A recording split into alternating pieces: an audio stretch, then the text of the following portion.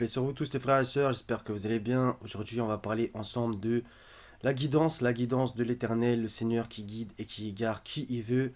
Même si on va parler de plusieurs choses, par exemple l'exemple de Moïse et d'Abraham qui vont être parfaits coraniquement. Donc, cette différence entre cette demande, ce souhait, exemple dans la sourate El-Fatiha, et on va voir par rapport aussi à la certitude que justement ont eu Moïse et Abraham. Aussi, on va parler de cette notion de attention à ne pas tomber dans l'orgueil et du coup un rapport à être dans l'humilité autant qu'on peut. C'est parti tout de suite. Donc on commence tout de suite par ce fameux verset de la sourate 1. Au verset numéro 6, cherche refuge auprès d'Allah contre Satan le banni, guide-nous dans le droit chemin. Donc ici on a la demande, guide-nous. Et on va voir que cette demande va revenir par rapport à Moïse et Abraham. Et ensuite, on va voir leur évolution spirituelle, leur cheminement qui va faire qu'il y a d'autres choses qui arrivent. Donc, Sourate 28, verset 20. Donc, c'est juste après l'histoire qu'il a tué quelqu'un, etc.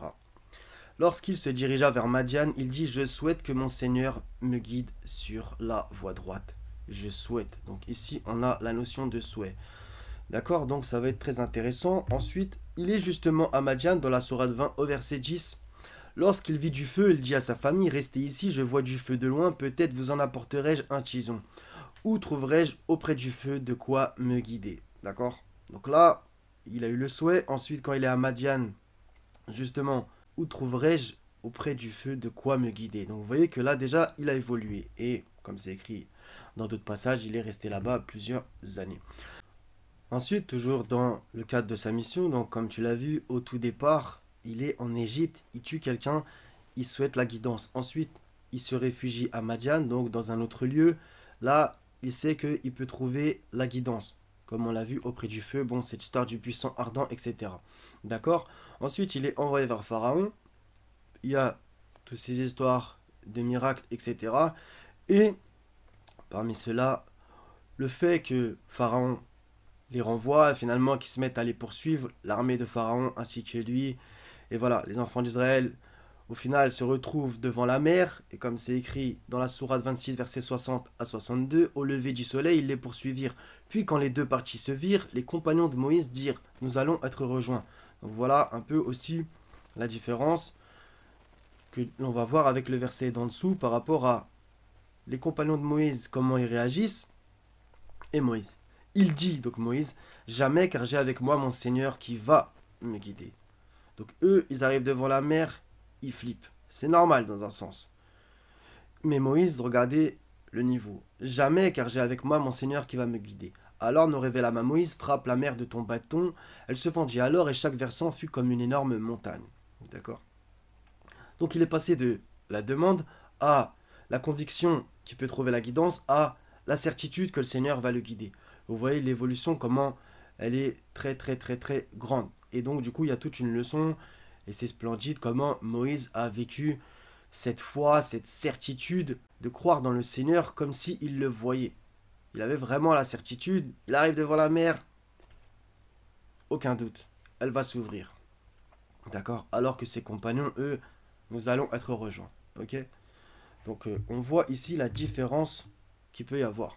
On va passer à l'histoire d'Abraham, sourate 6, versets 77 à 80, qu'on va retrouver aussi dans d'autres passages par rapport à son évolution. Donc justement, ainsi nous avons montré à Abraham le royaume des cieux et de la terre afin qu'il fût de ceux qui croient avec conviction. On a cette notion de conviction. Donc voilà, il regarde la nuit, il observe l'étoile, ensuite il observe la lune, etc. Il observe le soleil, d'accord. Mais au verset 77, justement, quand il observe la lune se levant, elle dit: Voilà mon Seigneur. Puis lorsqu'elle apparut, il dit: Si mon Seigneur ne me guide pas, je serai certes du nombre des gens égarés. Donc ici, là aussi, on a cette crainte d'être égaré, qu'il faut au passage quand même toujours garder, d'accord. Justement pour, au mieux, tous ensemble, voilà, avoir une certaine humilité. Si mon Seigneur ne me guide pas, je serai certes du nombre des gens égarés. Donc là, il a le souhait d'être guidé et la crainte d'être égaré, d'accord. Ensuite, on descend au verset 80. Après avoir tourné son visage exclusivement vers le Seigneur, son peuple disputa avec lui, mais il dit: Allez-vous disputer avec moi au sujet d'Allah alors qu'il m'a guidé? D'accord? Donc, il a la crainte d'être égaré et il a le souhait d'être guidé. Puis, 3 versets après, même si encore une fois, en 3 versets, il se passe des choses, il ne faut pas croire que c'est dans la seconde. Il y a une certaine évolution, un cheminement comme nous tous. Allez-vous disputer avec moi au sujet d'Allah alors qu'il m'a guidé? Voilà. Donc là, il avait la certitude. Et on retrouve justement plus loin, au verset 82, ce sont eux les bien guidés, etc., etc. Dans ce chapitre, il y en a beaucoup. Donc tout ça, c'est important à prendre en compte. Là, on parle aussi de cette histoire dans la 37, à propos de justement, voilà, quand il casse les idoles de son peuple, qui les désavoue, etc., qui veulent le mettre dans un four, dans la fournaise, etc. Et c'est dans d'autres passages aussi, et qu'au final, le feu pour Abraham a été une fraîcheur salutaire. C'est dans un autre verset, voilà, le Seigneur l'a sauvé de cela. Donc ça, c'est ce qu'il dit Abraham au verset 99, et il dit, moi, je pars vers mon Seigneur, et il me guidera. Vous voyez comment là aussi, il y a une évolution. On va continuer aussi dans justement son invocation de la sourate 26, à partir du verset 70, même 69 en vérité. On descend, on descend, on descend, on descend jusqu'au verset 89. Donc c'est Abraham qui parle, etc. Au verset 77-78, ils sont tous pour moi des ennemis, sauf le Seigneur des mondes qui m'a créé et c'est lui qui me guide. D'accord? Donc là, il a encore cette conviction, cette certitude que c'est le Seigneur qui guide. Voilà. Donc dans les exemples de Moïse et Abraham, on voit tout le cheminement. Et Moïse et Abraham, c'est pas n'importe qui, c'est deux hommes. Ok? Donc du coup, on peut les prendre en exemple pour justement nos propres vies, nos propres situations. Que voilà, il y a un cheminement, chaque chose arrive en son temps et en son lieu. Il faut accepter aussi cette notion d'acceptation que voilà, les choses prennent du temps. Même pour les plus grands, ça a pris du temps. Donc voilà, c'est important aussi à se rappeler sans cesse. Pour aussi être au mieux, Inch'Allah, tous ensemble dans une certaine humilité, Sourate 6, verset 117. Certes, ton Seigneur connaît le mieux ceux qui s'égarent de son sentier, et c'est lui qui connaît le mieux les bien guidés. Voilà, le Seigneur connaît les égarés et connaît ceux qui sont guidés. Et justement, on va continuer après, je vais en parler après avoir lu ces versets. 43, 37 aussi, il faut lire le verset d'au-dessus, donc le 36. Il, sous-entendu les diables, puisque c'est écrit au-dessus, détourne certes du droit chemin, tandis que ceux-ci s'estiment être bien guidés. Donc les hommes s'estiment être bien guidés dans le droit chemin, alors qu'en vérité, c'est les diables qui les ont détournés. Donc voilà, ça aussi, cette notion qui est dangereuse. Donc ceux qui proclament je suis bien guidé, etc., c'est quand même risqué. Donc il y a aussi toute cette notion que Abraham et Moïse, bien entendu, ils étaient bien guidés. Maintenant, de là à le proclamer je suis un bien guidé, je suis un élu, etc., etc., personnellement, je trouve ça risqué, je trouve ça dangereux. D'accord?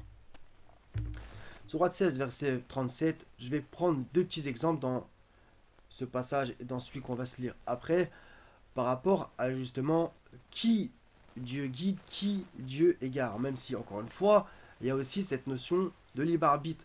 Dit quiconque veut qu'il croit, quiconque veut qu'il mécroit. Voilà. Donc, il y a ce libre arbitre. Le Seigneur, il ne force personne. Il ne force personne. Les croyants ne savent-ils pas que si Allah aurait voulu, il aurait dirigé tous les hommes sur le droit chemin? Voilà. Il n'aurait pu y avoir que des croyants sur terre.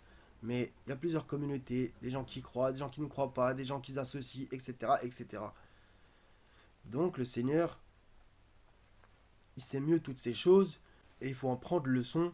Et on va justement se lire ces deux passages. Même si tu désires ardemment qu'ils soient guidés, sache qu'Allah ne guide pas ceux qui s'égarent et ils n'auront pas de secoureur.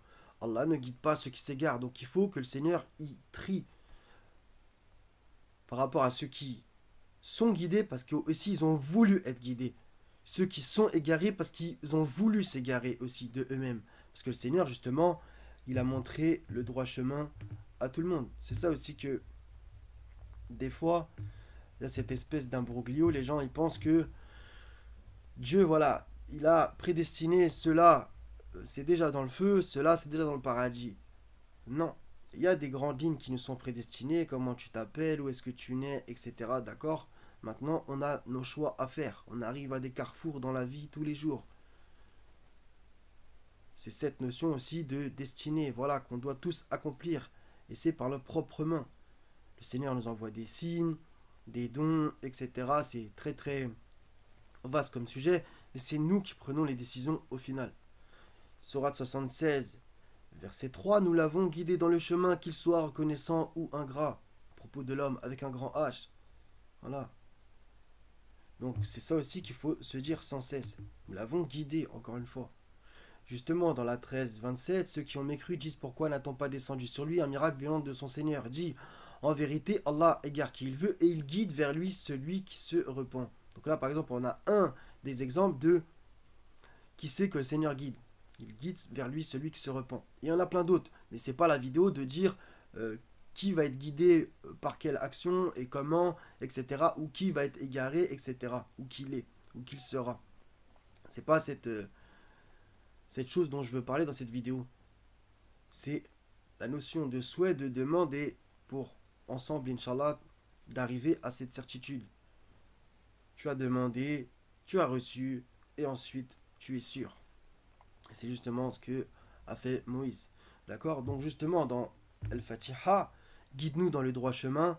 C'est vrai que qu'elle soit répétée tous les jours, plusieurs fois par jour par les musulmans, c'est vrai qu'il y a une notion d'humilité. Voilà, guide-nous dans le droit chemin, c'est la demande. Maintenant, je pose la question encore une fois à tout le monde. Demander chaque jour quelque chose que peut-être Dieu t'a déjà donné, est-ce que c'est pas un petit peu paradoxal? D'accord? Je pose la question parce qu'il y en a des fois, quand on parle de la Fatiha, ils sont limite un petit peu idolâtres. Pardonnez-moi, mais c'est comme ça que je le ressens. Faut se calmer un petit peu. Tous les versets du Seigneur sont importants. Donc voilà, guide-nous dans le droit chemin.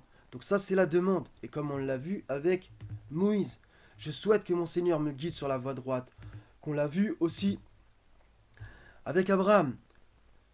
Si mon Seigneur ne me guide pas, je serai certes du nombre des gens égarés, d'accord? Et on le voit plus loin, alors qu'il m'a guidé, et on voit par rapport à Abraham, et à propos de Moïse, qui dit, j'ai avec moi mon Seigneur qui va me guider, d'accord? C'est pas pareil que la demande de la Sourate al-Fatiha, le verset 6, guide-nous, c'est une demande encore une fois. Et toi qui m'écoutes, imaginons que tu as demandé cette guidance, que tu la redemandes, et qu'en fait Dieu te l'a donnée. On parle à Dieu, chacun il nous connaît parfaitement, etc. Est-ce que si on lui demande chaque jour quelque chose qu'en fait il nous a déjà donné, c'est comme s'il n'y avait pas un problème de communication? Je pose la question encore une fois. D'accord? Même si encore une fois, il faut rester dans une sorte d'humilité où, même si Dieu t'a guidé, il ne faut pas crier sur tous les toits, oui je suis bien guidé, non, non, non. Je sais, c'est un petit peu paradoxal. Ok? Parce que comme le Seigneur qui dit, si Allah s'en prenait aux gens pour leurs méfaits, il ne laisserait sur la terre aucun être vivant. Et comme il dit aussi, ne vantez pas vous-même votre pureté, etc. Vois-tu ceux-là qui se déclarent purs? Donc voilà. Donc c'est toujours cette notion. Même si tu es pur, ne pas dire haut et fort, je suis pur. Même si tu es pieux, ne pas dire haut et fort, je suis pieux. Même si tu es bien guidé, ne pas dire haut et fort, je suis bien guidé. Encore une fois. Puisque on ne peut rien sans la volonté du Seigneur. Vous ne pouvez vouloir que si Allah veut. Donc voilà, c'est un don. Il donne, tu es intelligent, ne pas crier sur tous les toits, tu es intelligent, etc. Encore une fois, et toi comme moi, comme nous tous. Donc encore une fois, je pose la question, dire tous les jours, guide-nous dans le droit chemin, alors que Dieu t'a peut-être déjà mis sur le droit chemin, est-ce qu'il n'y a pas un problème de communication et de compréhension dans un sens? Parce que imaginons, on va prendre un exemple humain. Si tous les jours tu répètes la même phrase, à ta femme, à ta mère, à ton père, à qui tu veux. Alors qu'en fait, il te l'a déjà donné. Je sais pas moi, va chercher du pain. Quelqu'un te ramène une baguette. Et après tu dis, va chercher du pain. Il va pas encore y retourner à chaque fois, d'accord? Je sais, c'est un exemple humain, c'est pas extraordinaire. Mais voilà, c'est pour te dire un peu. Donc si par exemple tu es riche et tu dis à Dieu, rends-moi riche, tu vois que là tu comprends la chose. Rends-moi riche, rends-moi riche, rends-moi riche, Seigneur. Mais tu es déjà riche. Donc demande autre chose. Par exemple, guide-nous dans le droit chemin. Une fois que tu as la sensation que tu l'empruntes, même si encore une fois, voilà, c'est compliqué des fois, tu peux par exemple faire cette invocation coranique, ne nous égare pas après nous avoir guidés, par exemple. D'accord? Ou avoir la crainte de l'égarement. Mais toujours demander d'être guidé, dans un certain sens, imagine Dieu t'a guidé, pourquoi la répéter sans cesse?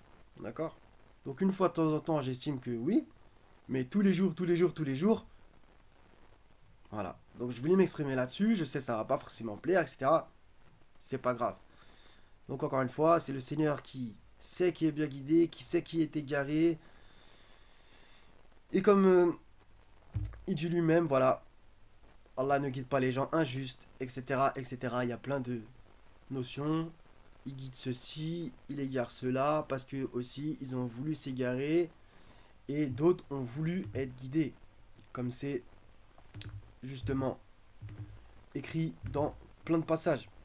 Donc voilà, à chacun de méditer là-dessus. Donc par rapport au souhait, à la demande, au don de la guidance et à la certitude du coup de la guidance. Voilà, que j'espère que tu as déjà en vérité. Et si c'est pas le cas pour nous, que le Seigneur nous l'accorde si c'est sa volonté, encore une fois. Et si nous sommes égarés, qu'il nous guide. Si nous sommes guidés, qu'il ne nous égare pas. Soyez tous bénis les frères et sœurs. À la prochaine si Dieu veut. Paix sur vous tous. Louange au Seigneur des mondes et paix sur les envoyés.